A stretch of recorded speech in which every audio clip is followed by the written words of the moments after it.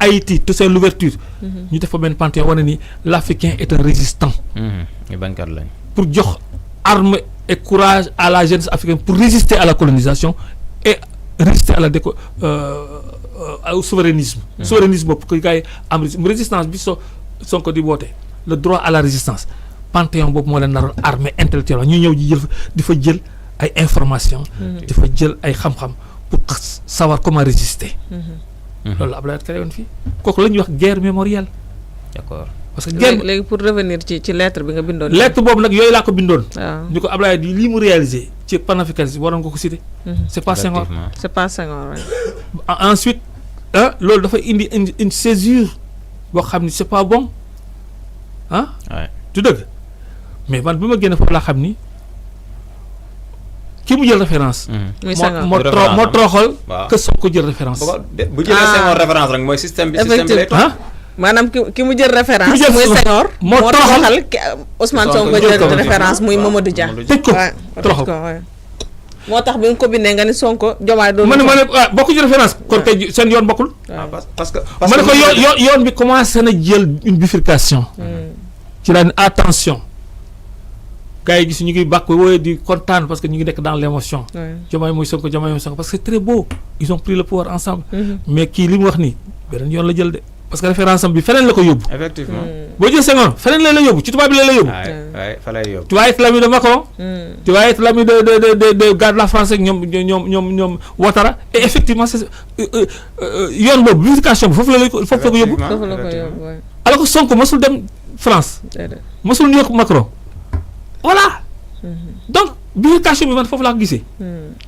ma vidéo yi ma doon génnee ma ciblé ko nag di ko xool après ma ne Diomaye ne plus Sonko bi mu demee ci Ouattara ma ne jeex na nee naa woon que fii la bifurqué foofu la jëm na fa kon nag dëggal na ma sama vision effectivement jeex na léegi nag qu'est-ce qu'on doit attendre qui le liquide parce que Diomaye liquide oui parce que Senghor a liquidé Mamadou Dia qui était son ami mais nag il faut comprendre que ni Ousmane Sonko aussi du Mamadou Dia waaye no ma xoolal Diomaye de Senghor génération 60 non léegi la capacité et l'intelligence stratégique de Sonko moo raw bu Mamadou Dia très bien voilà Sonko est très fort jeunesse bi ànd ak Sonko dafa may man daf may bett yàlla am na lu mu ko may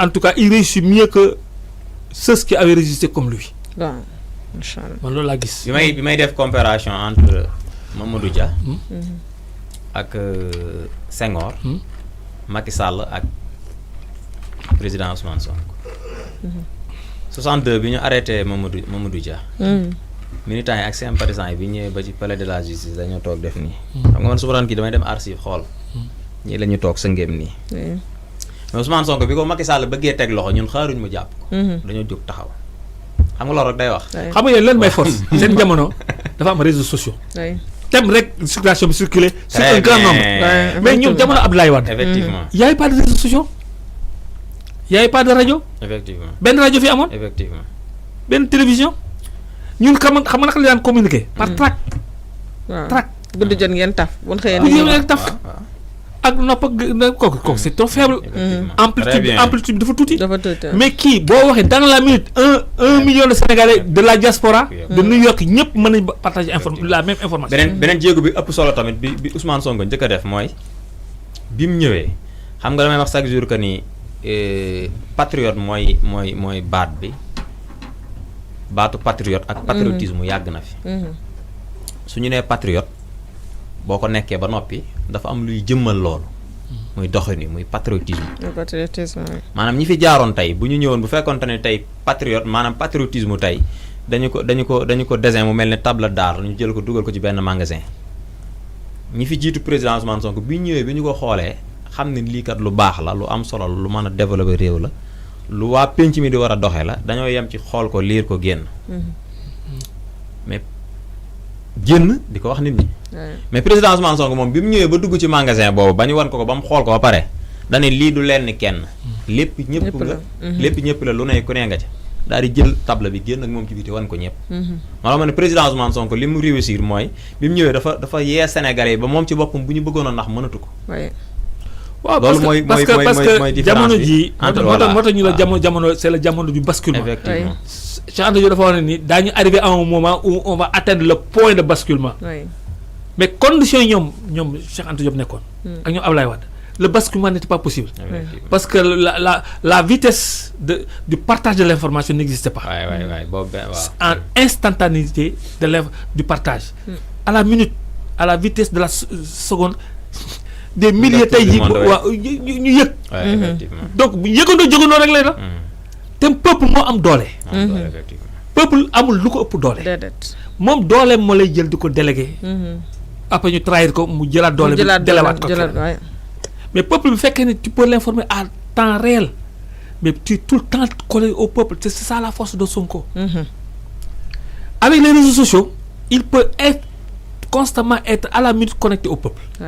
bu ko dara jëlee moo tax ñuy wax dafa bëri wax gars yi dañu bañ mu communiquer peuple. dañu bëgg dafa bëri wax dafa bëri wax. c'est un piège na gën a bëri wax parce que lu mu gën a wax peuple bi gën a comprendre. effectivement. c'est pourquoi Sonko le comprend bu dara amee rek il parle. pour que le peuple soit à son niveau. effectivement.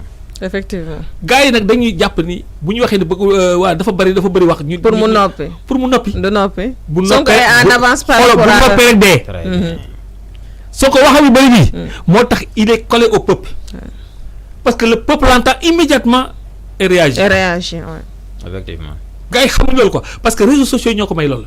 moo tax aujourd'hui le basculement la libération de l'Afrique est possible. man loolu dama ko gis ñun mag ñi moo dama xale yi foog ñu gunge leen.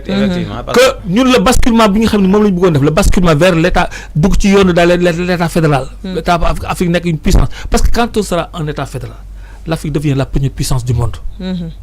loolu nag tubaab yi duñ ko. non c'est renversé. moo tax nag képp ku nga xamante ne da ngay porter message boobu wala ngay porter discours boobu. dinañ fi non on te tue. ba kii la ils vont te renverser suñu mënoon ils vont te tuer. moo tax man j'ai dit toujours j'ai fait au moins 10 vidéos pour dire que il faut protéger Sonko. li ko Ablaye Wade doon wax il faut te protéger man j'ai fait 10 vidéos yoo xam ne il faut protéger Sonko parce que bu ñu amulee pexe bakkanam rek moo fi des. bakkanam da duñ ci laal balaa ñu faa egg. non xam nga ñun dañu fekkee état bi ñuy rey yéen xam nga ne peut-être juddoo leen wala nekku leen fi. bi ñuy rey Lumumba man j'étais encore là et je comprenais. bi ñuy rey Lumumba j'étais encore là et je comprenais on l'a tué kii le gars de kii Ñombe bu ñu koy rey j'étais présent. bi ñuy rey kii le gars du Togo là comment il s'appelle Togo qui Aya Deme rey c'était un panafricain qui voulait créer la kii Sylvanus Olympio on l'a tué Modibo bi ñu koy rey génn na il avait sa monnaie malienne génn ci moo def CFA di créer état fédéral bi mu échoué avec le Sénégal dafa dem créer ko avec Guinée ak Ghana gars yi daane président def coup d'état kii Kwame Nkrumah moom ñu tëj ko jàpp ko def coup d'état rey ko en prison ça travaille yoon bi ku jël gars yi dañ lay liquider quoi dañ lay daane wala ñu liquider mais en complicité avec ton peuple aussi non en complicité wala en complicité avec les dirigeants certains dirigeants en complicité avec des traites mais pas le peuple avec certains dirigeants c'est que le peuple s'il n'est pas informé il peut pas t'aider très bien le peuple moom dafa nekk situation boo xam ni dafa bëgg génn ci coono te mooy yore doole bu xamee fu intérêt nekk kenn mënu ko téye il faut lui informer. c'est ce que fait Ousmane Sonko. c'est ce que fait Ousmane Sonko. bu muy def le 8 là. c'était pour faire un avertissement wala leen peuple bi man je communique avec le peuple. effectivement. doole baa ngi xool bi mu def terrain meeting bi loolu la woon. waaw ba pare def ko un moment décisif de la clarification. waaw. ba mu defee terrain meeting bi boycotté na presque combien de semaines 2 semaines xaw ma 3 semaines le conseil des ministres. pour marquer le coup. demul conseil des ministres. gars yi ni que dafa dem seen déret dafa ni ko voyez le peuple. Le peuple est dans le combat. Avec moi. Donc fi nga bëgg jëm arrêter nga gérer projet bi.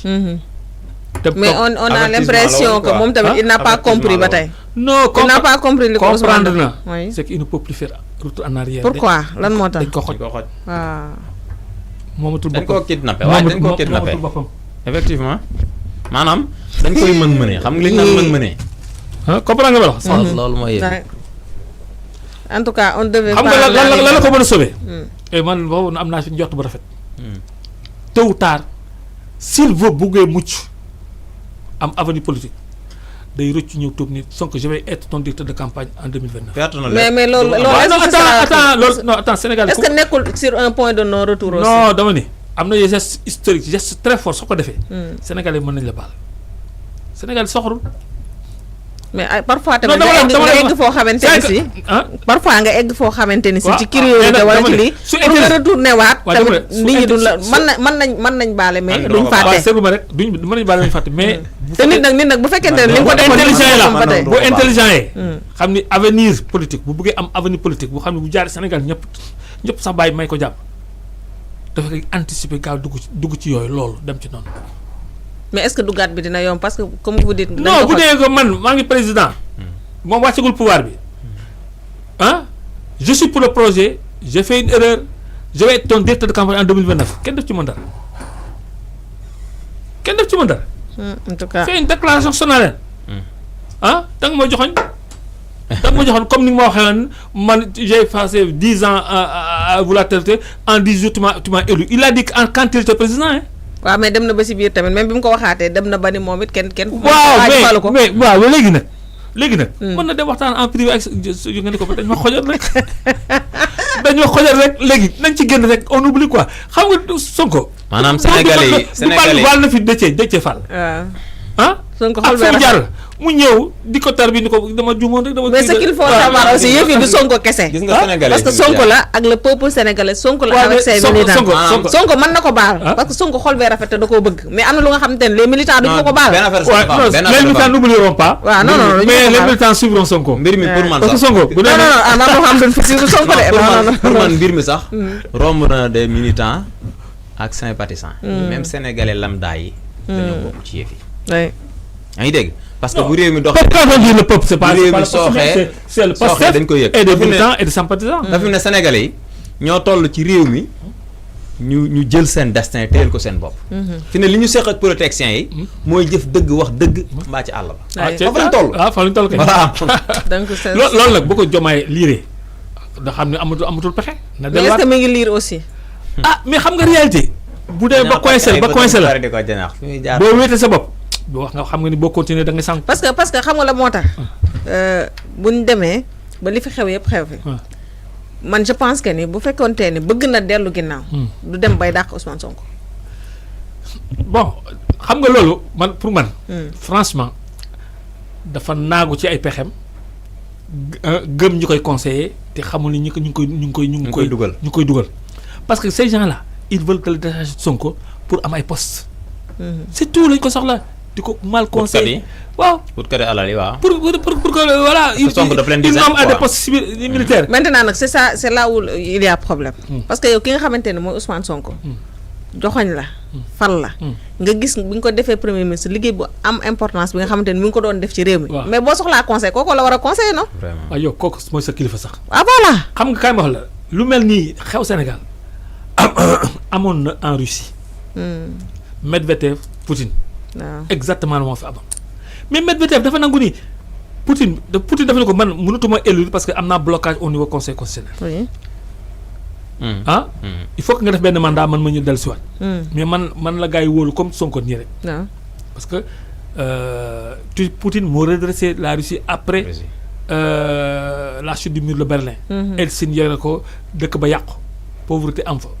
Helsinki mu rek mais nag limitation mandat bi ma ko téye woon. mu woowu Yeltsin ñu ko téyel ma place bi ma dellu si waat. ma dem ñëwaat. mu téyel ko place bi moom mu nekk premier ministre am de comme Sonko. kooku téyel ko. ba def ni ma au lieu que mu def ni Diomaye mu def ni El Malick. waaw téyel ko boobu waa ji jekk mu ne ko kay toogaat sa place. ni El Malick def Sonko. mu dencal ko place bi en assemblée parce que Sonko ñaari place amoon. dafa wax Diomaye place am la. moo waroon dem gars yi xañ ko. ñaar ñëpp la lebal waaw ñaar yëpp moo ko moom. parce que bii moo liñ ko lebal kii moo fal fii moo fal fale. moo fal fii moo fal fale. mais bi mu falee fii dafa dem toog fale nekk su ci suuf. mais keek na xam ni place su jàmbur la téye. c'est ça qui est non honnête et normal. mais topp ni ñuy teel la république non c'est pas un problème de république c'est un problème de cas particulier. Très bien. C'est un problème de cas particulier. Oui. Qui est transitoire. C'est une zone, c'est une période de transition là. Dañuy fexe pour dindi ko fa pexe boobu yàlla indiwaat beneen pexe boo xam ni donc mais da nga war a subir benn transition boobu lañ ko war a gérer. mais nga ni transition boobu man duñ ko gérer damay toog kay na dem ki ma fal na dem. te ki nga fal peuple bi. moom la ànd. mais c'est pas possible. C'est pas possible. parce que li ñu fàtte dañu foog ni appareil du pouvoir. outil la. xam nga li ñu jàpp appareil du pouvoir c'est un outil. Oui. pouvoir c'est le peuple. Effectivement. waaw. peuple bi moo lay jox pouvoir ba pare dénk la ay outils. pour que nga exercer pour sa pouvoir. Très bien. mais booy jëlee kii boobu outils yooyu. retourner ko contre le peuple. peuple bi nga lay xaar. oui. day dalaat sa kaw rek. mën na sax fippu. fekk la foofu ren di la. effectivement moom la dans en France on a tué le roi et la reine dagg seen baat. attention quand le peuple se sent trahi. Oui. ça peut tourner au tragique. donc révolution yi noonu la mel ne. parce que peuple dafa la wóolu dénk la nga war ko xam lu muy def mais day révolter. donc balaa ngay éviter révolter nekkal ci yoonam bëgg-bëggam Sonko nag il est depuis le début il est collé au peuple. Oui. moo tax amu ci tiitange ku ñëw c'est le peuple qui le protège et qui peut se sacrifier. yow nag boo amee appareil bi mooy outils yi nga ni outils yi rek c'est suffisant boo xam ni mën naa am ay quelques nit mais quelques nit ngay am ci outils yi. mooy nommé à des postes militaires quelques ay ñi ñoo ciy noos am ci poste député. ñoo xam ne bu ñu ñëwoon sax seen waa kër duñ leen topp. waaw yow nga am ci poste ministre 5 ans 3 ans wala 5 ans la. ah. après xaalis boobu fa day jeex après nga ñaaw ci. day jeex après nga ñaaw ci. voilà. am na solo Oustaz. ñu bàyyi la sa appréciation ci analyse yi nga xamante ne def na ko ci kii bi Diomaye ak Ousmane Sonko. waaw macha allah sunu gan gi tey moom. dëgg yàlla tey moom.